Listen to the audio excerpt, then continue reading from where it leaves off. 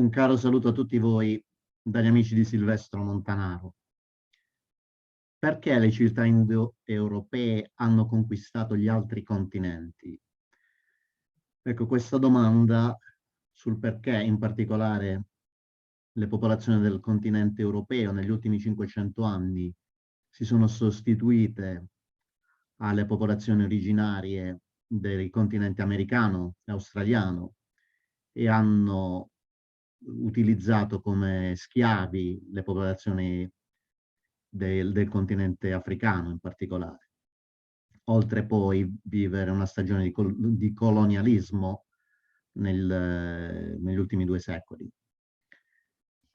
Ora noi abbiamo una domanda posta a questo studioso Jared Diamond, mentre si trovava nel 1972 in qualità di ornitologo in Nuova Guinea, un responsabile del luogo, Yali, gli fece proprio questa domanda: come mai voi europei avete colonizzato il mondo e non è successo il contrario? Questa domanda è stata occasione per questo studioso per mettere su 25 anni dopo, nel 1997, un testo che io vorrei consigliare a tutti voi e che ritengo debba essere presente nelle vostre biblioteche. Armi, acciaio e malattie di Jared Diamond. Un testo che non costa davvero niente e che io provo a riassumere in questo video perché è davvero enciclopedico.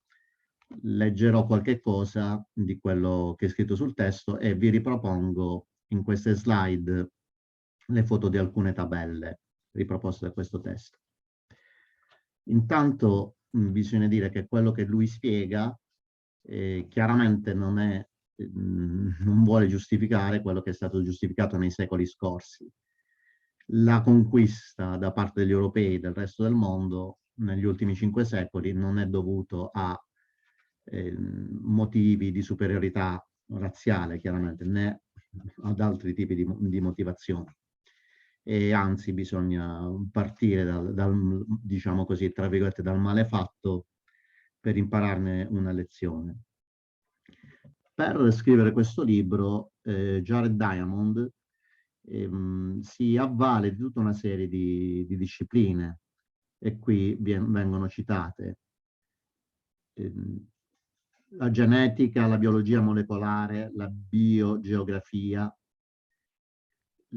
applicate allo studio delle culture alimentari e della loro storia, delle stesse discipline più l'ecologia, l'etologia, applicate agli animali domestici e ai loro antenati, della biologia molecolare di virus e batteri, dell'epidemiologia e della genetica umana, della linguistica, dell'archeologia e della storia della tecnologia, della scrittura e dell'organizzazione politica. Qual è un pochino l'iter?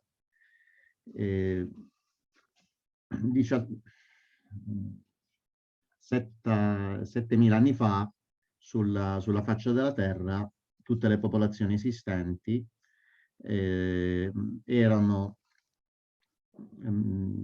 vivevano di una economia, di una sussistenza come cacciatori e agricoltori, cacciatori raccoglitori, scusate. Quindi loro cacciavano gli animali e si cibavano dei frutti della natura.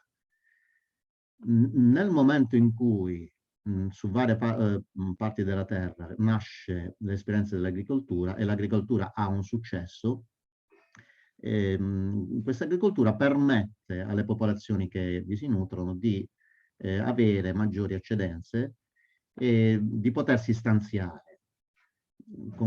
Stanziandosi queste popolazioni riescono ad avere un maggior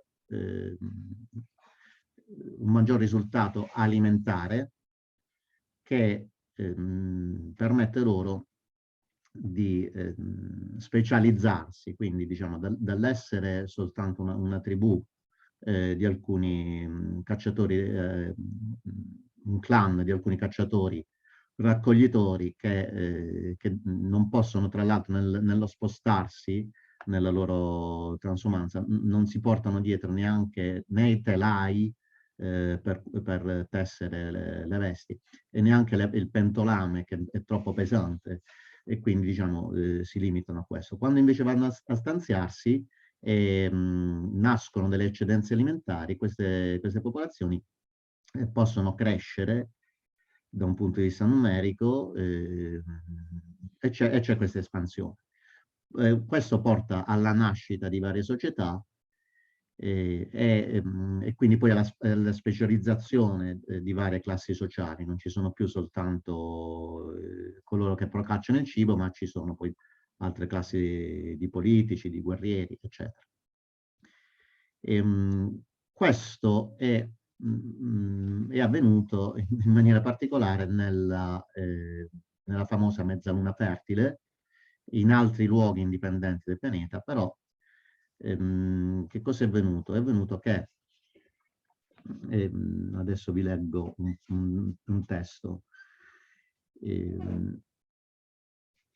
nell'espansione che è avvenuta 15.000 anni fa degli uomini sui vari continenti, gli uomini sterminarono tutte le grandi specie di mammiferi della preistoria, come il mammut in Eurasia e nelle Americhe, i marsupiali giganti e certi enormi uccelli sensali, simili a struzzi in Nuova Guinea e in Australia, i moa in Nuova Zelanda e in America elefanti, cavalli, cammelli e bradipi giganti. Queste estinzioni di massa produssero un risultato irrevocabile. Da interi continenti scomparvano tutte o quasi tutte le specie di mammiferi che si sarebbero potute addomesticare e allevare in epoca successiva, quando se ne sarebbe presentata la necessità. A partire da oltre 10.000 anni fa, agricoltura e allevamento si svilupparono indipendentemente in più parti del mondo. 10.500 anni fa in Medio Oriente, 9.500 anni fa in Cina, 5.500 in Centro America e nelle Ande, 4.500 nelle regioni atlantiche degli attuali Stati Uniti e forse sempre indipendentemente in Nuova Guinea 9.000 anni fa e subito a sud del Sahara nel 7.000 anni fa, in Africa occidentale 5.000 anni fa, in Etiopia in data incerta. Allora, che cosa succede? La presenza di una serie di cereali estremamente importanti è stata ritrovata nella mezzaluna fertile dall'archeologia in altre zone, però per poter essere coltivate l'agricoltura ha avuto un grandissimo supporto dagli animali, i grossi mammiferi addomesticati, il bue, l'asino, il cavallo. Tutti i grandi mammiferi presenti in Africa non sono addomesticabili e questo dimostra l'esperienza. Quindi non è stato possibile per gli africani addomesticare grandi mammiferi. Nelle Americhe l'unico grande mammifero addomesticabile si trova nelle Ande, per cui diciamo, l'agricoltura non si è sviluppata nella stessa maniera nei continenti se non nella zona indoeuropea. Tra l'altro anche il passaggio e la coltivazione dei cereali, se vedete questa slide iniziale dell'asse dei continenti, chiaramente lo stesso cereale viene coltivato in Eurasia sullo stesso parallelo, quindi diciamo con lo stesso tipo di clima e viene ad attecchire. Nell'asse invece delle Americhe o dell'Africa questo non può avvenire alla stessa maniera. Inoltre, quindi è difficile spostare un cereale da una parte all'altra del continente per questi problemi. E anche diciamo, il poter spostare questi animali domestici, questi grossi mammiferi che servono per l'agricoltura. Quindi che cosa è successo? Nel 1500, quando i paesi europei hanno iniziato queste navigazioni transoceaniche, da Cristoforo Colombo in poi, sono arrivati nelle Americhe, in Australia, eccetera, e anche in Africa, hanno trovato popolazioni in una situazione totalmente sottosviluppata rispetto, quindi tribale, rispetto alle nazioni europee e occidentali. E questo ha potuto portare a un'espansione e una conquista. L'altro grande elemento è stato quello delle malattie. Perché? Perché nell'arco dei secoli le popolazioni indoeuropee hanno ricevuto una serie di malattie pestilenziali dai loro animali domestici, però hanno potuto poi sviluppare in questa maniera gli anticorpi in qualche maniera. Per cui è successo in una maniera veramente incredibile che quando i primi conquistadores spagnoli, portoghesi sono arrivati in Centro America, attraverso i bacilli delle loro malattie, le popolazioni locali sono state sterminate. Vi leggo un passo sempre del testo. L'invenzione della ruota, per esempio, raggiunge l'Atlantico come il Pacifico, ma inventata in Messico viene usata solo come giocattolo, non raggiunge mai l'unico animale americano usato per il trasporto, il lama, allevato nelle Ande centrali. Chi non ha mai avuto bisogno dell'agricoltura non l'ha mai sviluppata. Gli indiani della California, ad esempio, che abitavano una delle zone più fertili del mondo, avevano troppa abbondanza di pesce e di piante selvatiche per avere bisogno di produrre il proprio cibo. È molto probabile che gli europei abbiano ricevuto parecchie malattie infettive dagli animali domestici con cui hanno convissuto. Vaiolo e morbillo, tifo e influenza, tubercolosi, peste bubbonica, colera e così via. Ma nel corso dei millenni hanno sviluppato una relativa immunità. Quando gli spagnoli e portoghesi, francesi e inglesi sbarcarono in America, i germi che portarono con sé fanno strage, seminando tra il 50% e il 100% delle popolazioni locali, sterminandole. Cortés sbarca in Messico nel 1520. Nella sua truppa c'è uno schiavo malato di vaiolo. L'epidemia che colpisce gli aztechi è l'arma finale dei conquistadores. In meno di un secolo la popolazione messicana crolla da 20 milioni a poco più di 1,5 milioni di persone. La stessa epidemia devasta gli Inca a sud e determina la scomparsa delle grandi civiltà pelle rossa del Mississippi prima ancora che vi giungano fisicamente i coloni francesi. La popolazione di Hispaniola, che conta 1 milione di persone quando vi sbarca Colombo nel 1492, nel 1535 è ridotta a zero da epidemie e massacri.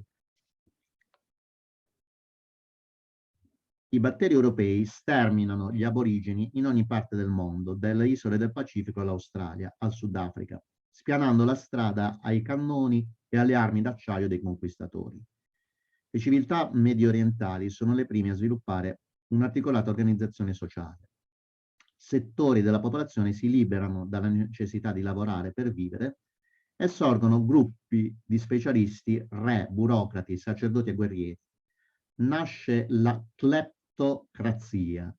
Un'elite si appropria di parte delle ricchezze prodotte dalla società e vive con maggiore agiatezza, variamente giustificando questa appropriazione.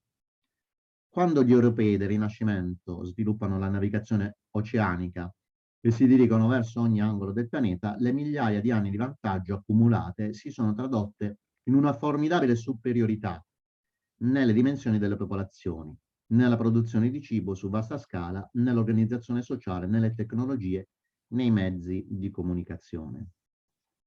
In tempi storici, l'asse del potere si sposta lentamente verso occidente, dalla Mesopotamia alla Grecia, a Roma, all'Europa occidentale.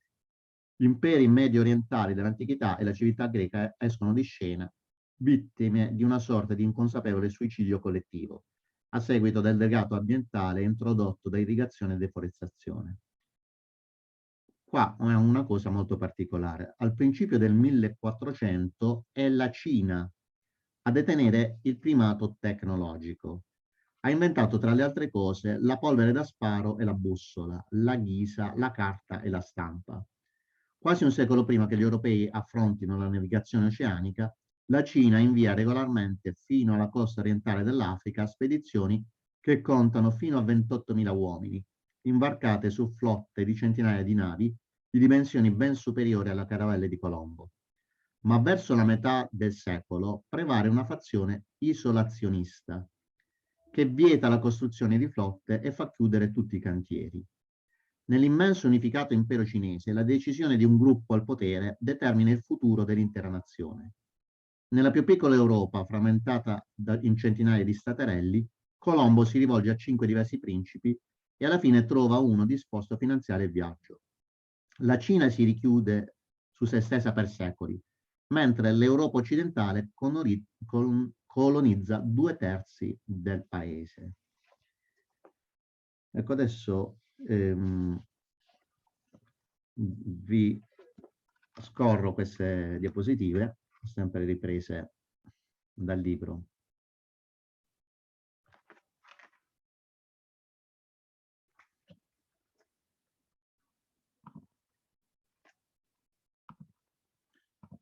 Okay. Allora, qui ce ne sono alcune che parlano dell'Africa, alcune ve le leggerò. Diamond parla veramente dei 5 continenti, fa tutta una serie di racconti e di analisi. Ecco, qua ci sono le espansioni linguistiche, chiaramente sia le lingue orali, poi la diffusione delle lingue in modo scritto attraverso gli alfabeti diventa un sistema naturalmente di propulsione per le civiltà che lo utilizzano. E qua parliamo delle date approssimative della domesticazione delle piante, degli animali, della cinamica, dei villaggi e l'uso del rame e del bronzo. Come vedete dalla diapositiva, la mezzaluna fertile è la zona del pianeta che per prima arriva su queste conquiste agricole e quindi di civiltà, la domesticazione di animali, la ceramica, la presenza dei villaggi.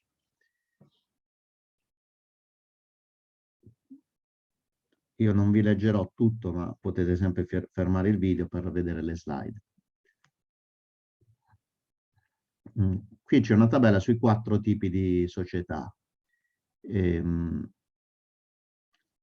Quelli della banda, quella della tribù, quella da Jeffries, che è una parte, diciamo, che, di società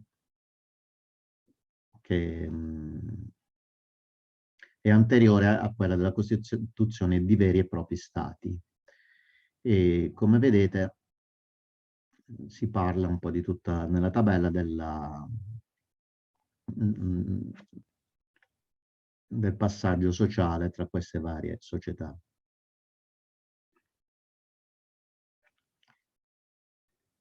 La popolazione attuale dei continenti, Eurasia, Nord Africa, Americhe, Africa subsahariana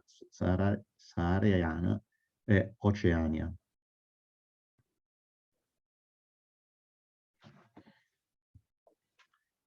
Ecco, qui c'è la localizzazione di alcuni sistemi di scrittura menzionati nel testo. I punti interrogativi accanto a Cina e Egitto segnalano che esiste qualche dubbio sul fatto che queste zone l'invenzione avvenne in maniera indipendente. Sotto la dicitura altre scritture sono raggruppati sistemi non classificabili come alfabeti e sillabari. Dunque i numeri rappresentano i vari sistemi di scritture, quelli con l'invenzione probabilmente autonoma sono il numero 1 i Sumeri, il numero 2 nel Mesoamerica, in Centro America, numero 3 in Cina col punto interrogativo, numero 4 in Egitto col punto interrogativo. Gli alfabeti, numero 5 Semiti occidentali e Fenici, numero 10 Etiopia, numero 11 Corea, Hangul, numero 13 Italia, Romani ed Etruschi, numero 14 Grecia, numero 15 Irlanda, Olgam. Le scritture sillabiche sono il numero 6 Creta, lineare A e B, numero 12 Giappone, Kana, numero 16 Cherokee, Cherokee in Nord America. Altre scritture sono 5 proto-elamiti, 7 ittiti, 8 Valle dell'Indo, 17 Isola di Pasqua. I doni letali dei nostri amici animali. Dunque, queste malattie sono venute alle popolazioni indoeuropee per la presenza accanto all'uomo dei buoi, dei maiali, delle anatre, dei cani, degli uccelli poli ed anatre, e questo quindi ha portato a morbillo, tubercolosi, vaiolo, influenza, pertosse, malaria, peste. Queste pestilenze, sappiamo, hanno decimato le popolazioni europee, ma poi hanno dato in qualche maniera degli anticorpi che sono stati l'arma in più nell'incontro con le civiltà in Mesoamerica, in Nord America, e poi le popolazioni in Australia e in Africa australe. Tra parentesi, la scarsa penetrazione degli europei nell'Africa centrale è dovuta invece alla condizione contraria. Quindi gli europei non sono vaccinati, diciamo, naturalmente da malattie presenti in Africa, come quelle della mosca tsetse e altre, insomma. Diffusione della cultura della mezzaluna fertile in Europa. I simboli mostrano i siti in cui si sono trovati resti di piante databili con radiocarbonio. La dinamica di espansione è evidente. Chiaramente, diciamo, l'espansione viene dalla mezzaluna fertile, arriva fino all'Europa, tutta l'Europa, insomma. E poi questa abbiamo detto riprende la diapositiva iniziale. La stessa asse in cui geograficamente sono formati i continenti porta alla diffusione sullo stesso meridiano in Eurasia sia delle colture sia dei grossi animali, i buoi, eccetera, diciamo, che portavano allo sviluppo dell'agricoltura sullo stesso meridiano, mentre la stessa cosa non può avvenire con l'asse contrario, perché non si può coltivare il mais, per esempio, non può essere coltivato nell'Argentina del Sud, dove siamo vicino più alla zona polare, diciamo. Il testo vi spiega molto bene queste cose che io sto cercando di sintetizzare. Date approssimative di prima domesticazione di alcune specie. Le date e i luoghi mostrati si riferiscono alle prime documentazioni certe. Per 4 grossi erbivori, renna, yak, gaur e banteng, i dati non sono sufficienti. Allora, il cane 10.000 anni fa in Asia occidentale, Cina e Nord America. La pecora, la capra, il bue, sono tutti presenti in Asia sud-occidentale, quindi nella mezzaluna fertile, in Nord Africa, e si espandono quindi per tutta l'Europa. Il cavallo in Ucraina, l'asino in Egitto, il bufalo asiatico in Cina, il maiale in Cina e in Asia sud-occidentale anche lui, il cammello in Asia centrale e il dromedario in Arabia. Gli unici grossi mammiferi addomesticati nel continente americano sono il lama e l'alpaca nelle Ande, che non si sono potute diffondere nel resto del continente americano, quindi non hanno potuto dare apporto all'agricoltura in questo continente. In Australia invece non abbiamo nessuno di questi animali. I mammiferi candidati alla domesticazione, vediamo. Un candidato è un mammifero terrestre erbivoro o onnivoro pesante più di 45 kg in media. Allora, se vedete, in Eurasia abbiamo 72 specie candidate, in Africa subsahariana 51 specie candidabili, negli America 24, in Australia 1. ma in Australia nessuna specie viene domesticata. Nelle Americhe soltanto una, quella dei lama. Nell'Africa, che ha 51 grossi mammiferi, nessuno di questi mammiferi è addomesticabile. Ancora oggi non solo i grossi i carnivori, i leoni, le tigri, eccetera, ma neanche le antilopi e altri mammiferi non sono addomesticabili e quindi non sono utili per lavorare come hanno fatto i buoi nell'agricoltura. Anche la zebra non è addomesticabile.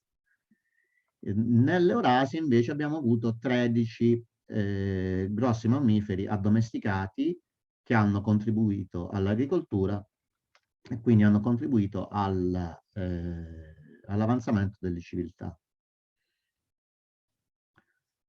Ecco, le 14 specie erbivore di grossa taglia domesticate nell'antichità. I 5 grandi e importantissimi mammiferi sono la pecora, la capra, il bue, il maiale e il cavallo. E questi hanno dato un apporto, e lo danno ancora oggi, poi oggi sono chiaramente presenti in tutti i 5 continenti, però all'epoca l'hanno data soltanto nella zona indoeuropea, insomma, dalla mezzaluna fertica a tutta l'Europa, il Nord Africa e parte dell'Asia. I 9 grandi mammiferi minori sono il cammello arabo, il dromedario, il cammello della Battriana, 2 gobbe, il lama e alpaca sono razze molto differenti della stessa specie primordiale e non specie diverse. Il progenitore è il guanaco delle Ande, oggi diffuso quasi esclusivamente sulle Ande, qualche branco allevato in Nord America. L'altro è l'asino, poi abbiamo la renna, il bufalo asiatico, lo yak, il banteng domestico, lo yak è presente nell'Himalaya in Tibet, il banteng nell'Indonesia, il mitan, ecco, progenitore il gaur dell'India e della Birmania, altro parente dell'uro, oggi diffuso esclusivamente nell'area di origine.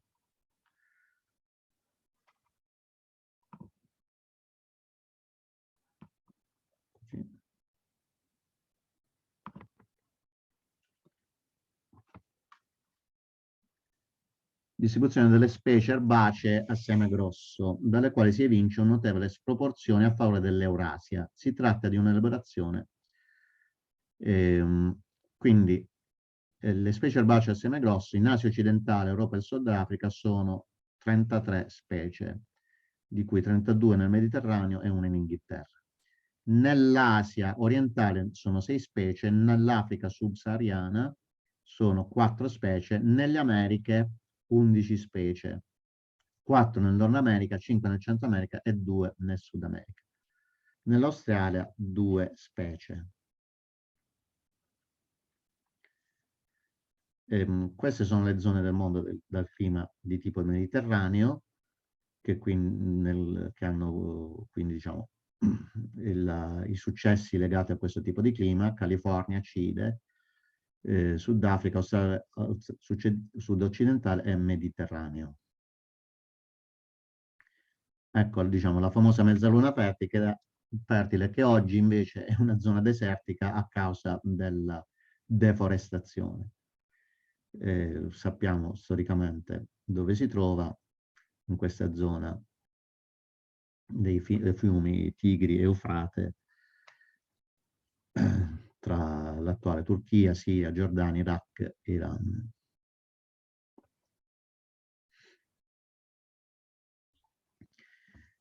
Centri di origine dell'agricoltura e dell'allevamento. Il punto interrogativo indica i casi dubbi in cui non si riesce a stabilire con certezza se la domesticazione delle piante fu spontanea o portata dall'esterno. Qui abbiamo la tabella. Ecco, principale coltivazione preistorica in varie parti del mondo. La tabella fornisce le più importanti colture indigene di 9 aree, divise in 5 classi. I nomi tra parentesi quadri indicano le specie domesticate non localmente.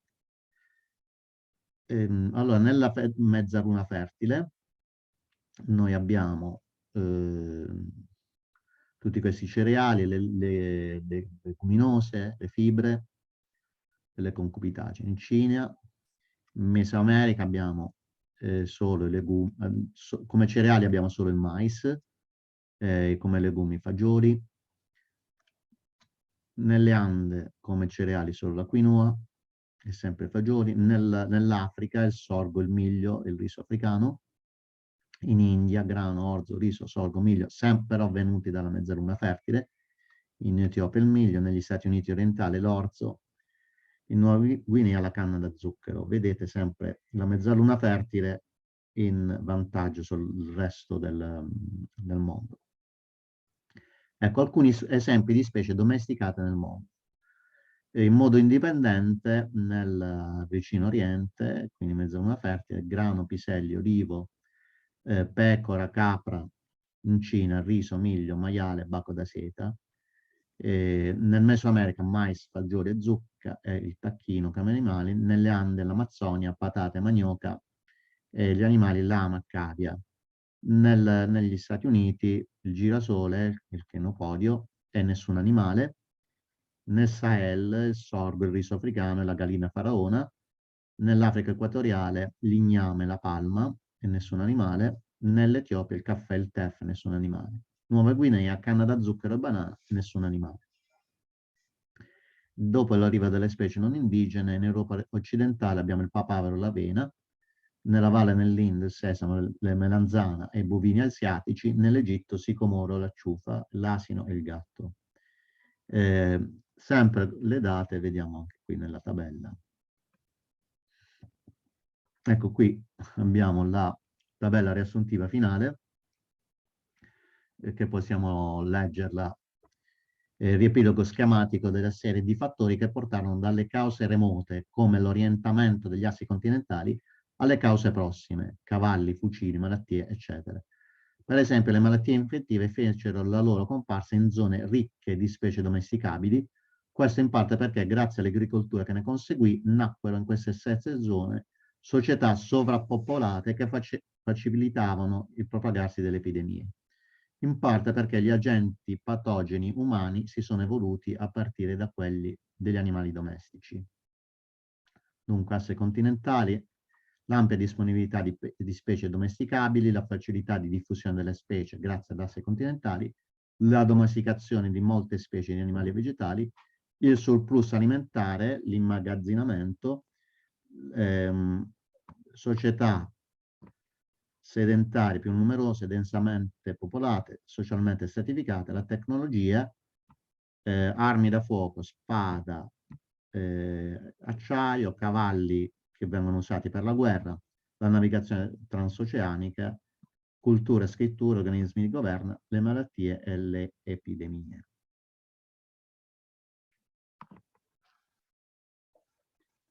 Allora, vi ricordo, carissimi, questo è il libro che vi invito a acquistare e vedrete, è un testo davvero prezioso.